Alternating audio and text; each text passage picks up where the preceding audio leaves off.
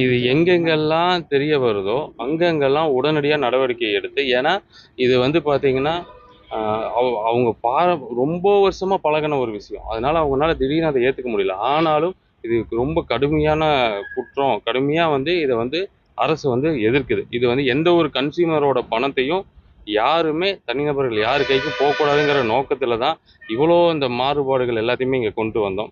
அதன்படி நானும் சமூக வலைதளங்கள் எல்லாமே பார்த்துட்டு தான் இருக்கேன். இந்த கடையில பாருங்க இப்படின்னு ஒரு வீடியோ வரும். அங்க பாருங்க ஒரு வீடியோன்னு வரும். நீங்க எந்தெந்த கடைகள்லாம் இந்த சமூக வலைதளங்கள்ல பார்த்துருக்கீங்களோ, அந்த கடைக்கெல்லாம் அடுத்த நாள் போய் பாருங்க. உங்ககிட்ட யார் அந்த விற்பனையாளர்கள் அப்படி நடந்துக்கிட்டாங்களோ, அவங்க நிச்சயம் அந்த பணியில இருக்க மாட்டாங்க. தனியார் மயம் ஆக்குனா எப்படி இருக்கும்? ஏன் தனியார் மயம் ஆக்காம இருந்தாங்க? இதெல்லாம் இப்ப தான் நாங்க ஸ்டடி பண்றோம். ஆனா அரசுக்கும், மக்களுக்கும் எது நல்லதோ அத மட்டும் தான் பண்ணுவோம். வியாபார நோக்கத்துல இந்த துறைய தமிழக அரசு பார்க்காது. அது குறிப்பா நம்மளோட மாண்புமிகு சிஎம் வந்து இந்த இந்த துறைய வியாபாரம் இந்த துறையில சம்பாரிச்சு நம்ம அரசு நடத்தணுங்கிற 1% கூட அவருக்கு எண்ணம் கிடையாது. அந்த எண்ணம் இல்லாதனால தான் இவ்வளோ கடைகள க்ளோஸ் பண்றதுக்கும் அவர் ஒத்துக்கிட்டாரு.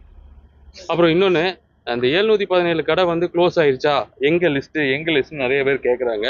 இது நெறைய அந்த எதிர்க்கட்சிகள் இதுக்குள்ள அப்படியே ஒரு ப்ளே பண்ணி பார்க்குறாங்க. அந்த 717 கடைக்கான அந்த கடை எண்களோட சமூக வலைதளங்கள்ல எப்பவோ வந்துருச்சு. அது வந்து பல மீடியாக்கள்லயும் வந்துருச்சு. ஸோ அப்படி யாருக்காவது சந்தேகம் இருந்தா அத நீங்க போய் பார்த்துக்கலாம். நம்மளோட நோக்கம் என்னன்னா, மக்களுக்கு இடையூறாக இருக்க கடைகள் எல்லாத்து மேலயும் நிச்சயம் நடவடிக்கை எடுக்கணும். ஸோ அதன் கட்டமா நான் இதுக்கு முன்னாடியே சொல்லியிருக்கேன். 717 கடைகள் வந்து க்ளோஸ் பண்ணியிருக்கோம். அந்த 717 கடைகள்ல இது ஒரு அரசு இல்ல. இது ஈஸியா டக்குன்னு ஒரே 4000 கடையும் க்ளோஸ் பண்ணுங்க அப்படின்னு சொன்னா, அத யோசிச்சு பாருங்க. இப்ப 717 கடைய க்ளோஸ் பண்ணியிருக்கோம். இப்ப அதோட பெரிய ரெவென்யூ. அந்த ரெவென்யூவ வேற ஏதாவது துறைகள்ல இருந்து கொண்டு வரக்கு முயற்சி நடந்துட்டு இருக்கு. கண்டிப்பா உங்களுக்கு இன்னும் 2, 3 நாள் ஒரு நல்ல ஒரு விஷயம் உங்களுக்கு வரும். ஸோ அப்படி அந்த ரெவென்யூ வந்ததுக்கு அப்புறம், நிச்சயமா படிப்படியா எல்லா கடைகளையும் மூடுறதுக்கான வழிகள் இருக்கும். அதே நேரத்துல, இல்ல இனியும் இந்த கடைகள் எங்களுக்கு ரொம்ப தொந்தரவா இருக்கு அப்படின்னு சொல்லும்போது, அந்த கடைய எங்க இடம் மாற்றலாம்?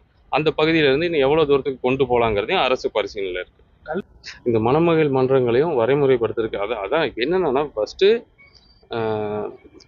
இங்க இருக்க நடைமுறை சிக்கல்களை தீர்க்கறதுக்கு ஃபர்ஸ்ட் ஒரு துறையை கையில் எடுத்திருக்கோம். இப்போ நான் வந்து டாஸ்மாக ஒருங்கிணைக்கிறதும் அங்கே வரக்கூடிய அந்த மதுபானங்கள் சரியா வருதாங்கிறதும் அங்கிருந்து வெளியே கள்ள சிந்தல் போகாமல் இருக்கிறதாங்கிறதும் பார்த்துட்டு இருக்கோம். அடுத்தது போகிறது FL2 தான்.